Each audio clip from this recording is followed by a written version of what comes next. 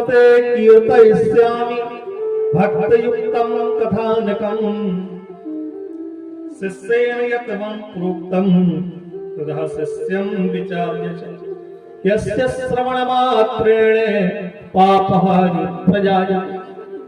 भागवत की जितनी कथाएं हैं उन सब के कथाओं के सुनने का कहीं न कहीं फल, धुंधकारी की कथा श्रवण करने से पाप की हानि हो जाती है, शरीर में पाप रहते ही। भगवान की कथा परमहंसों की है, इसलिए अध्याय के अंत में पारमहंस्याम संहितायाम लिखा। जब हम परमहंस हो जाएंगे, वीतरागी हो जाएंगे, तब भगवान की कथा में मन लगेगा। आत्मदेव नाम के ब्राह्मण थे और वो जो तुंगभद्रा नदी है उसके तट पर उनका गांव था और इनकी प्रिया स्त्री का नाम धुंधली थी। बहुत ही वेद को जानने वाले कर्मकांडी ब्राह्मण थे और उनके एक भी संतति नहीं थी। नित्य प्रति भिक्षा याचन करते थे।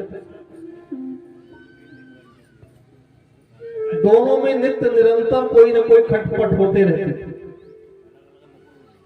आज ज्यादा खटापटी हो गई पति पत्नी में, ब्राह्मण ब्राह्मणी में, तो बेचारे अपनी झोली लेके, अपना शास्त्र लेके और एकांत भजन करने के लिए जंगल चले जाते।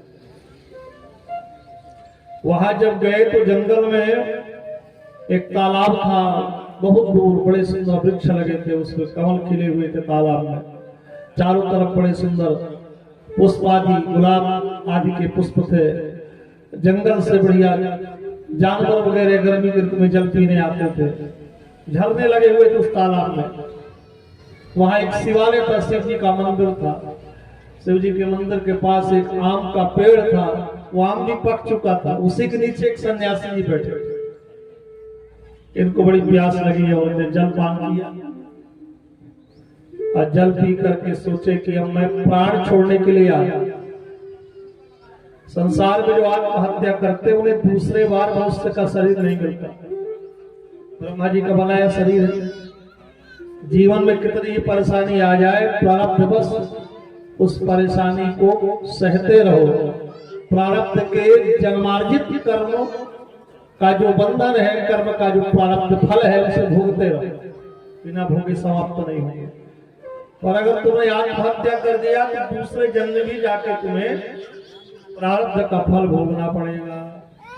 इनने सोचा कि धुंधली से मेरा नित्य प्रति विवाद होता है, तो आज मैं अपने गमछे से उस आम के वृक्ष की डाली में बांध करके, फंदा बांध करके और मृत्यु को प्राप्त हो जाऊंगा। और सन्यासी जी ने देख लिया, भजन करते थे। उन्होंने कहा हमारे सामने और गर्मी के समय और इसे बैसाख के पवित्र माह में कोई ब्राह्मण ब्रह्म हत्या हमारे सामने हो, ठीक नहीं, बुलाया। यति जी ने, सन्यासी जी कमंडल लिए थे, बड़े सुंदर गिरवावस्त्र धारण किए थे, रुद्राक्ष की माला थी, शिव जी का नाम ले रहे थे। कहा यहाँ आइए महाराज, आपको क्या कष्ट हुआ? अरे ब्राह्मण तो सदैव इच्छुक होता है, चिंता किसे होती है? जिसके पास बहुत ज्यादा धन है उसे नींद नहीं आती। ब्राह्मण तो निर्धन है, भिक्षा प्राप्त हुआ, प्रसाद पाया, भजन किया, इतनी बड़ी चिंता है आपको क्यों? या तो जिसको राज भय है संसार में, बहुत बड़े आदमी से विरोध कर लिया, या बहुत बड़ी संपत्ति है जिसके घर में, ऐसे दो लोगों को निद्रा नहीं आता। इसलिए निश्चिंत होकर भिक्षा याचन करके भजन करिए। आपके मन में इतनी चिंता कहां से समा गई कि आप अपने शरीर को नष्ट करने के लिए, प्राण देने के लिए गले में गमछा लपेट करके और आम के डाली से बांध के फांसी लगाने को तैयार हो गए। नीचे उतारा, उन्हें पकड़ा, बैठो, क्या चिंता है? और एक भी हमारी संतान संतति नहीं है।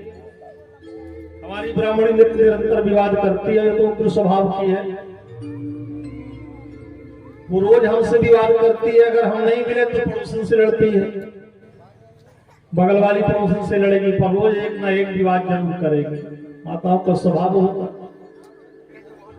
उसके दुख के कारण में जंगल आ गया और यहाँ पर मैं शरीर छोड़ दूंगा, असह्य है, कष्ट हो रहा है।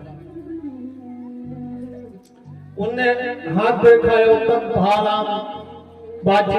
योगमान, योगी थे, ज्योतिषी थे। उनके हथेली के रेखा को देखा, ललाट की देखा, कंठ की देखा। सप्त जन्मा नहीं बचा, नहीं बचा, 7 जन्म तक तुम्हारे बेटे नहीं है, तुम ही महात्मा बन जाओ और भजन। अपने संप्रदाय में महात्मा जी ने कर लिया, एक शिष्य हो जाएगा, भजन करेगा। उसने कहा महाराज गृहस्थ सरसों लोके पुत्र पौत्र समन्विता, गृहस्थ धन्य है जहाँ बेटे पुत्र पौत्र आदि परिवार सब घर के बीच में हो। मैं बाबा नहीं बनना चाहता, अगर आप दे सके तो मुझे संतान दे दे तब के द्वारा, नहीं तो मैं प्राण छोड़ के जाऊंगा, यहाँ नहीं दूसरे जंगल चला जाऊंगा। महात्मा जी के हाथ में एक आम का फल आ गया।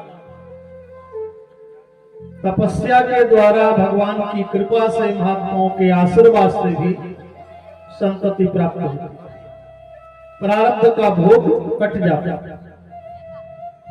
महात्मा जी ने अपनी तपस्या का तप उस आम के पके फल को पर समाहित किया के द्वारा और दे दिया, इसे पाले।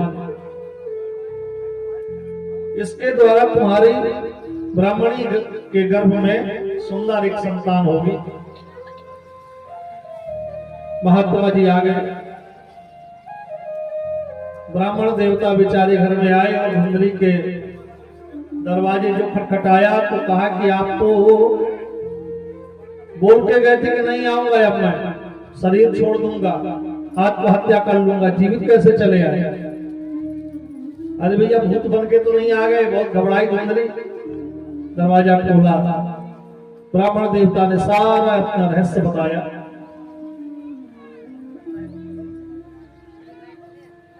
धुंधली नहीं चाहती थी कि संतान हो। इसकी बहन छोटी ब्याही हुई थी पास में, उसे बुलाया।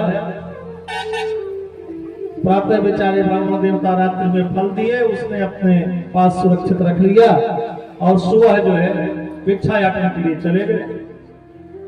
पास में ब्याही छोटी बहन आई और बहन उससे सारी रहस्य को बताया। बोले अब मैं बड़ी 50 वर्ष की एज की हो गई, अब मैं संतान चाहती नहीं। हमारा मकान जहाँ बना है वहाँ जंगल में है और जंगलों में आग लग जाती है। आग लग गई, मैं गड़बड़ी रहूंगी, दौड़ूंगी कैसे? जलकर खाक होके भस्म हो जाऊंगा। न तो भोजन करूंगी, न भूख लगेगा, न प्यास लगेगा। 12 वर्ष तक घर में कोई पशु पक्षी आ गया, जैसे कल सुखदेव जी 12 वर्ष तक कड़ी के घर में। बहन तुम्हारे 1 वर्ष में 1 बालक होता है, 5-6 बालक हो गए। छोटी बहन 1 बालक मुझे भी दे दो, वो भी गर्भवती थी। बोले चिंता मत करो। फिर इस फल को क्या करें? महात्मा का फल है। बोले गाय को दे दो। बहन के कहने पर, समझाने पर धुंधली ने उस आम के फल को गाय को दे दिया। और गाय ने जब उसे पा लिया तो महात्मा का प्रसाद था। उस गर्भ के अंदर गोकर्ण जी आ गए। कुछ कालांतर में जो ही बहन के बेटा हुआ, तो जैसे वसुदेव जी मथुरा से ले गए गोकुल, ऐसे ही उनके पति अर्थात उनके छोटे बहन वही बालक को ले आके ब्रह्म मुहूर्त में 4 बजे आपको देव के यहाँ रख दी। और धुंधली गई पंडित जी को जगाने बड़े जोर से। पंडित जी के यहाँ पहला मौका था। इनने कभी नहीं सोचा कि जिसके बेटा होगा वो प्रसूति कक्ष से आके कैसे जगाएगी, दौड़ेगी। बोले जाइए बाजे वाले को बुलाइए, बड़ा सुंदर बेटा होगा। और प्रातः 9 बजे बोली कि मेरे स्तर में दूध नहीं है, वृद्ध हो गई थी, इसलिए मेरे बहन के बेटा हुआ है। 1 माह पहले वो शरीर छोड़ दिया और वही पालन पोषण आके करेगी। इस तरह से अपने साली जी को ले आए और धुंधकारी का पालन पोषण होने लगा। ठीक 3 माह के बाद उस गाय से भी सुंदर बालक का जन्म हुआ, जिसका नाम गोकर्ण हुआ। गाय के समान जिनके कान बड़े थे, सर्वांग सुंदरम दिव्यम निर्मलम कनक प्रभम।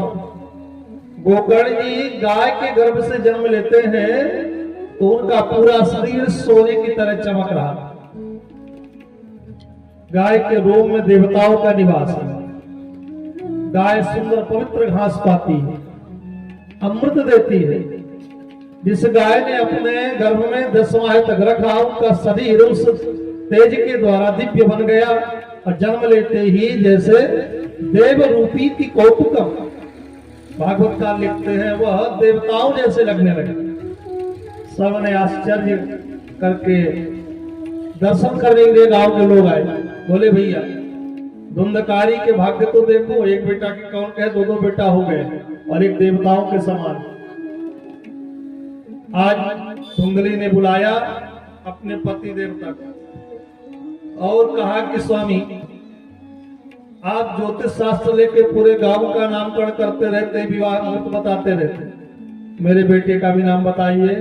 ये भी बेटे के समान है गोकर्ण जी, और ये भी मेरा बेटा है, इसका नाम क्या होना चाहिए, इसका डेट क्या है। आजकल सबके संस्कार होते थे, नामकरण भी संस्कार, कम से कम 12 दिन में नामकरण संस्कार करना चाहिए, और नामकरण संस्कार 24 घंटे में हो जाता है।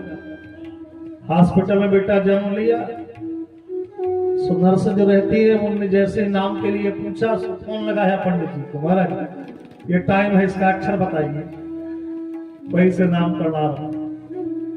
हॉस्पिटल से जब नामकरण आरंभ हो गया तो हॉस्पिटल की आवश्यकता ज्यादा पड़ेगी। वृंदावन बिहारी लाल की जय, ठीक है ना। जीवन तक गोली दवाई बाटल खाते पीते।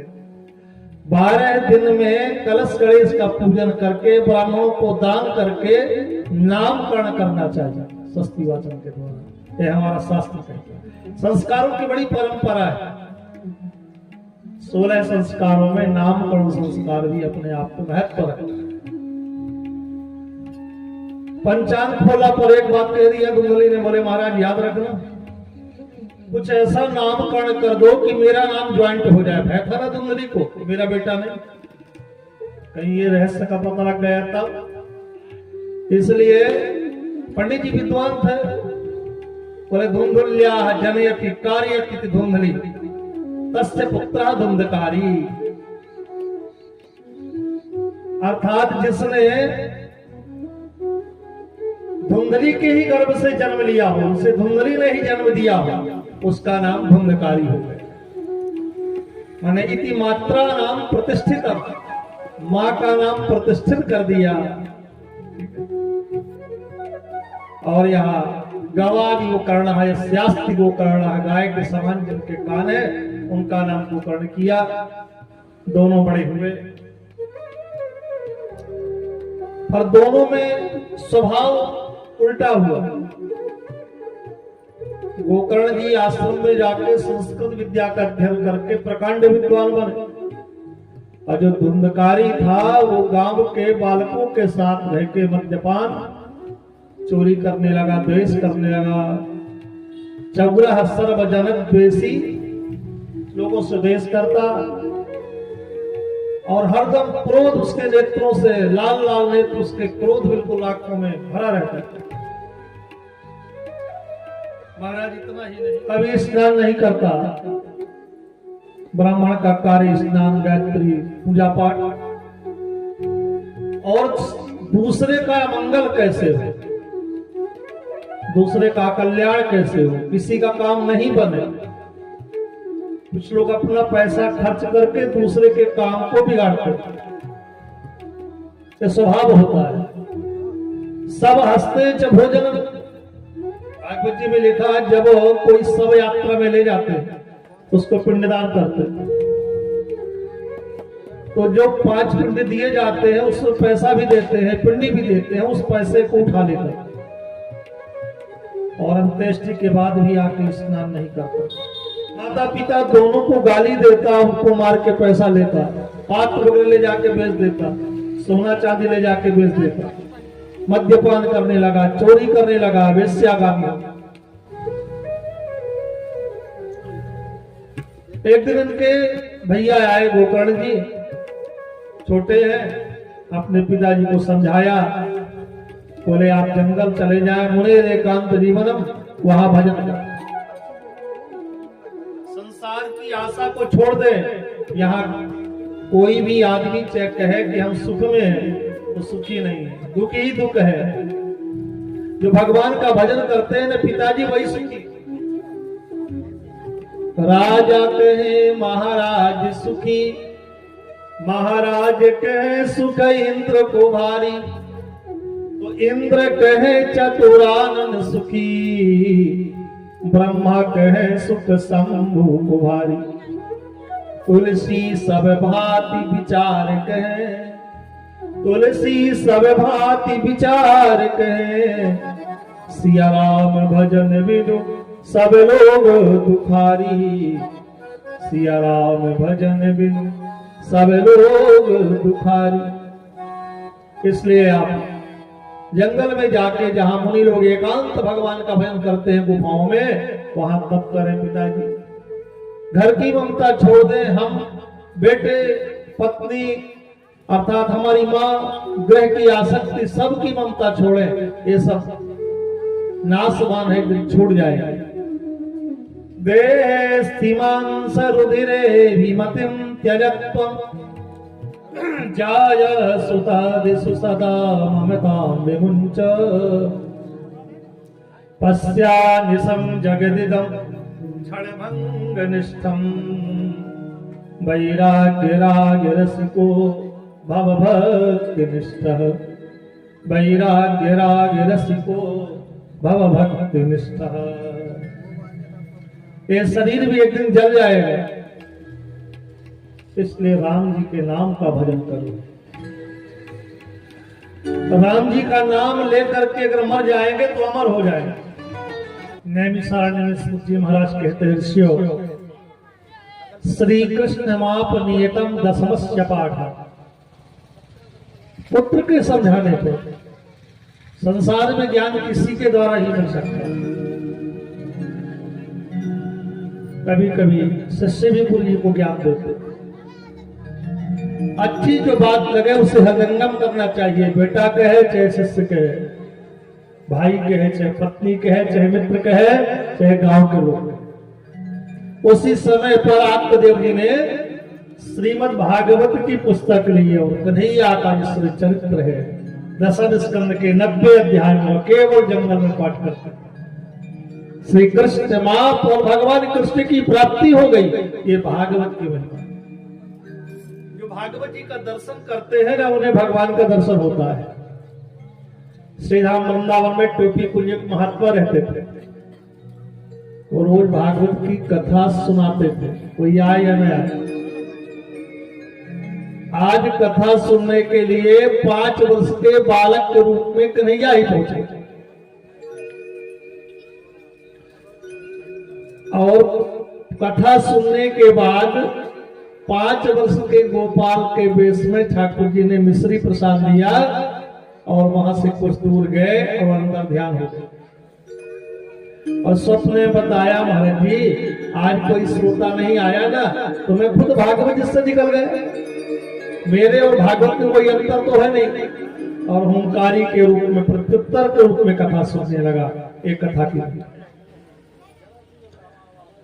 अपने शरीर को छोड़ दिया है आत्मदेव जी ने, केवल पत्नी बची।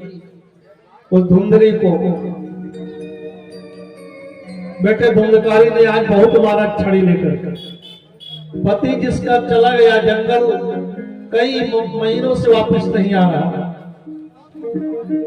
इसके बाद बेटा की ये स्थिति, एक बेटा आश्रम चला गया, अंधेले कुएं में गई, और वो धुंधली भी मर गई, प्राण छोड़ दी जहां जल नहीं था। पितरी परते तेना जननी तागिता भीषम।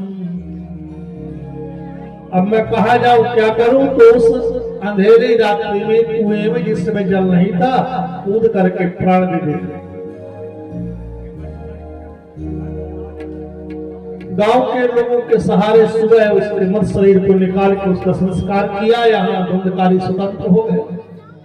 माता पिता भी घर में नहीं रहे, किसी का अंकुश, किसी की छत्र छाया, किसी का अवलंब समाप्त हो जाए, वो भी किसी भी मार्ग में जा सकता। राजा के यहां जाके चोरी करने लगा, बहुत ज्यादा पैसा आ गया। वे लोग भाग्यशाली जिनका पैसा सत्कर्म में लगता है, साधु सेवा में लगे, मंदिर में लगे, किसी के परमार्थ में लगे, सेवा में लगे, वो पैसा सार्थक है। जो मेहनत की कमाई है भगवान में लगाना चाहिए। आप सब लोगों के समाज में बहुतायत देखता हूं, बहुत ज्यादा मेहनत करके आप चतुर्धाम की यात्रा और इसके बाद भगवान का भंडारा हवन बड़े विशाल समाज लोगों को साथ लेकर के करते हैं। कल हमने शोभा यात्रा के भाव देखा, ये बिना ठाकुर जी की कृपा के संभव नहीं है। संसार में पैसा बहुत लोगों के पास है, पर सत्कर्म में जी बहुत कम लोग खर्च करते।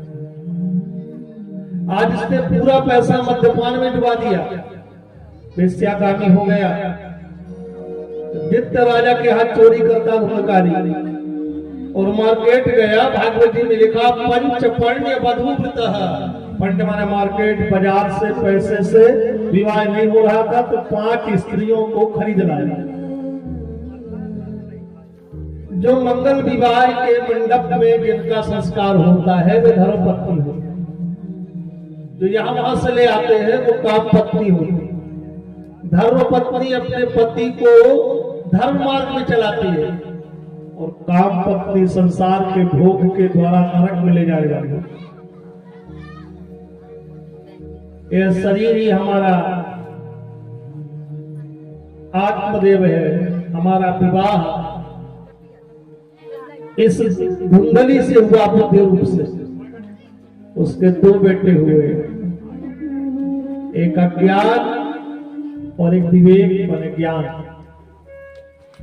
धुंधकारी और गोकर्ण। आत्मदेव भटक गया, उद्धार नहीं हुआ, क्योंकि उसने ज्ञानी बेटे को छोड़ दिया।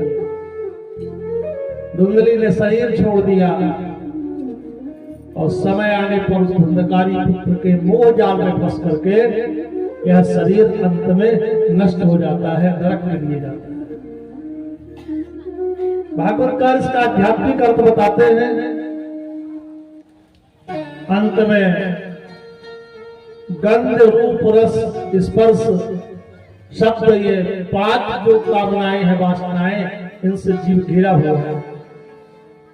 सुंदर 5 स्त्रियों को घर में ले आया, जो जो वो इच्छा करती उनके अनुसार उनकी कामना पूर्ति करता। सोने के नाना प्रकार के आभूषण, साड़ी आदि सब कुछ ला करके सबको अलग अलग दिया। रात्रि के 12 बजे से सुबह 4 बजे के बीच जहां भी अपने लोगों के साथ जाके चोरी करता। 5 के पास बहुत ज्यादा सोना हो गया, सोना बड़ा महंगा है ना। किसी के पास 10-20 ग्राम सोना हो जाए तो पकड़ा जाएगा, ठीक है ना। 100 ग्राम 250 ग्राम में तो और बुद्धि खराब हो जाएगी। इसलिए 5 ने विचार किया कि इसको मार के चले जाए। आज शाम को मदिरापान करके आया तो बड़ा सुंदर भोजन बनाया, बढ़िया खीर पूड़ी बनाई, 2 प्रकार की हरी सब्जी बनाई, चूरमा बाटी की लड्डू बनाई दी, बढ़िया भोजन कराया धुंधकारी को, और एक योजना बना ली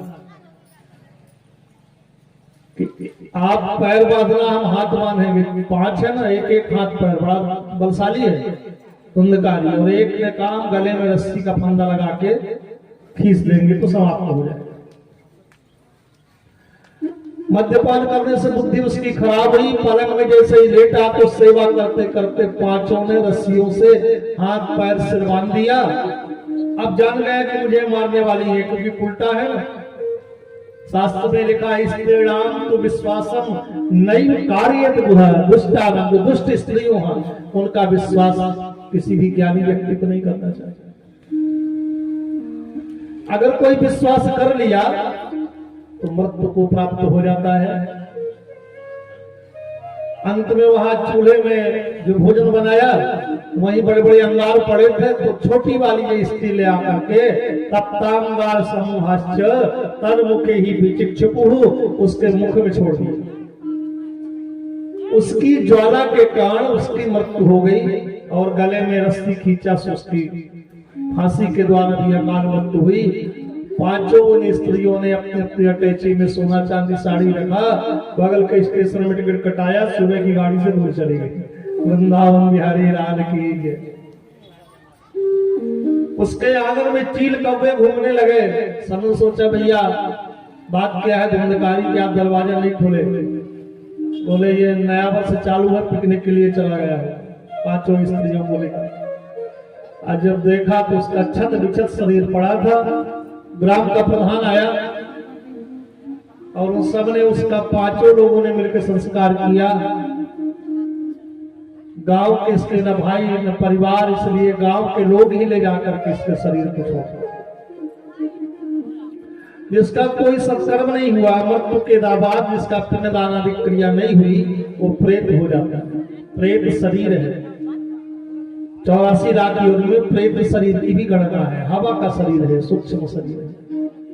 धुंधकारी को जला के गांव वाले लोग है, जलांजलि तिरंगे नहीं दी, कोई हमारा सगा संबंधी तो है नहीं, न गोत्र है, न उस घर की ओर गए, न कोई अंतिम क्रिया करी। उसको 5 पिंड में एक भी पिंड नहीं मिला। कर्मकांड में सब स्थान से लेकर मृत स्थान से 5 पिंड का विधान है। कौन से देवता पसंद होते हैं? पांच देवता, श्मशान के शिव देवता आदि आदि का नाम लेके उसे प्रदान करते हैं ताकि उसे शांति। महान प्रेत बभूव भागवत जी में लिखा, बहुत बड़ा महान प्रेत हो गया। सूक्ष्म शरीर से हवा वाला शरीर लेके घुमा, दरवाजे में बैठा। लोग उस रास्ते से गली से नहीं जाते, भैया धुंधकारी बैठा हुआ। धुंधकारी के गांव की गली क्लोज हो गई। जैसे कोई सड़क बनती है, लोग लगा देते हैं रास्ते, बैरिकेड लगा देते हैं, वही ठीक स्थिति धुंधकारी के रास्ते के लिए। वहां लोगों को डराता था।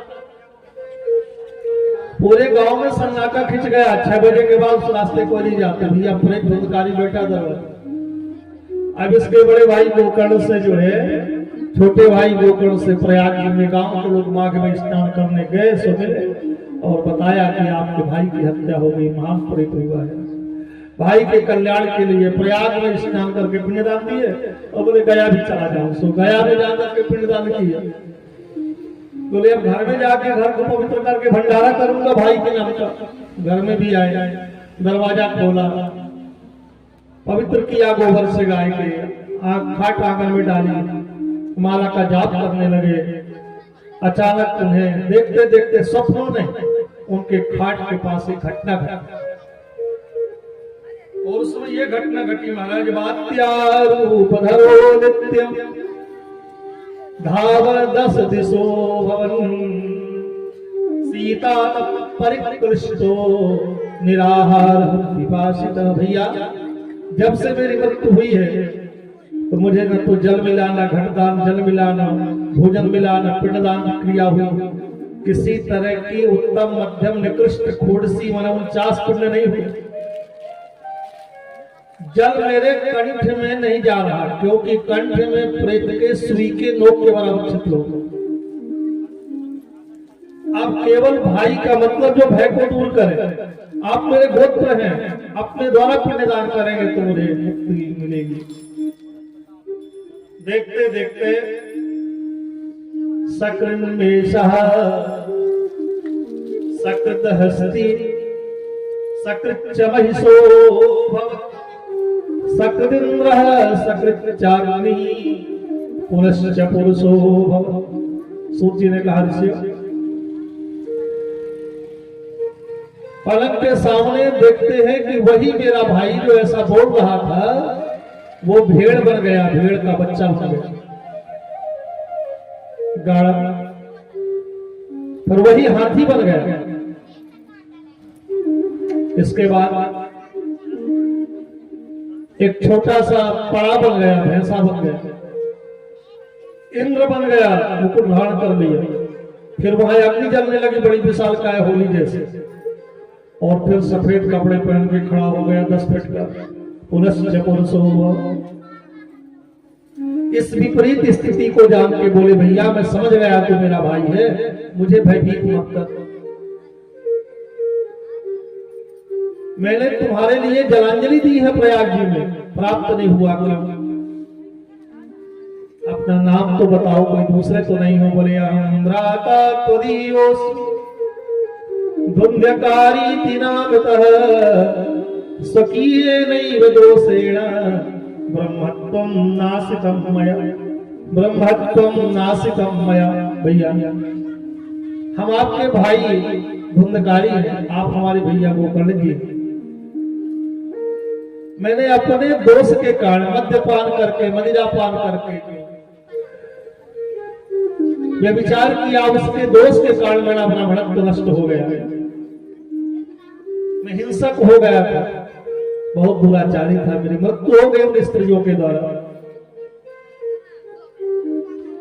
मुझे जरूर इस प्रेतत्व शरीर से मुक्त करो। बड़े जोर से रोने लगा। गोकर्ण ने कहा आपके लिए हमने गया पुण्य किया। बोले गया में जाके 100 बार भी पुण्यदान करो मेरी मुक्ति होने वाली नहीं, मैं इतना बड़ा प्रेत हूं। फिर दूसरा उपाय कोई सोचो।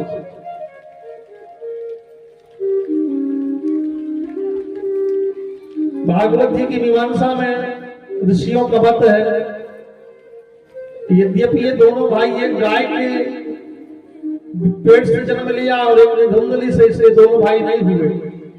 पिंडदान आदि क्रिया में सहोदर भाई का विधान है, इसलिए गया पिंड नाम गोत्र से गांव वाले नहीं दे सकते, परिवार के लोग दे सकते। विधान से तो दिया किंतु इन्हें प्राप्त नहीं हुआ।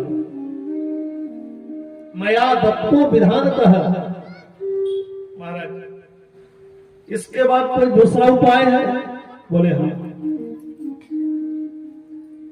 तुम यहीं पर बैठ जाओ सामने आले में, नारियल में स्थान दिया है और भगवान प्रातः सूर्योदय से सूर्य भगवान की उपासना करने। सूर्य के बहुत बड़े उपासक थे गोकर्ण की, संध्या उपासना करते हैं तीनों समय। ठीक मध्याह्न 12 बजे भगवान सूर्य का रथ आकाश मार्ग करते और आकाश मार्ग जब रुका तो हाथ जोड़ करके प्रार्थना करने लगे कि मेरे भाई की मुक्ति का उपाय बताओ भगवान भास्कर। भगवान सूर्य ने स्फुट वास्तविक वाणी में, शुद्ध वाणी में कहते हैं श्रीमद् भागवतम सप्ताहवाचन, 7 दिन की भागवती कथा भाई के कल्याण के लिए सुनो। उससे बढ़कर दूसरा कोई शास्त्रों में विधान है। घर को पवित्र करके बढ़िया मंडप बना करके भागवत जी रख करके मूल श्लोकों के साथ अपने भाई को निमित्त बना करके गोकर्ण जी ने भागवत की कथा का शुभारंभ किया।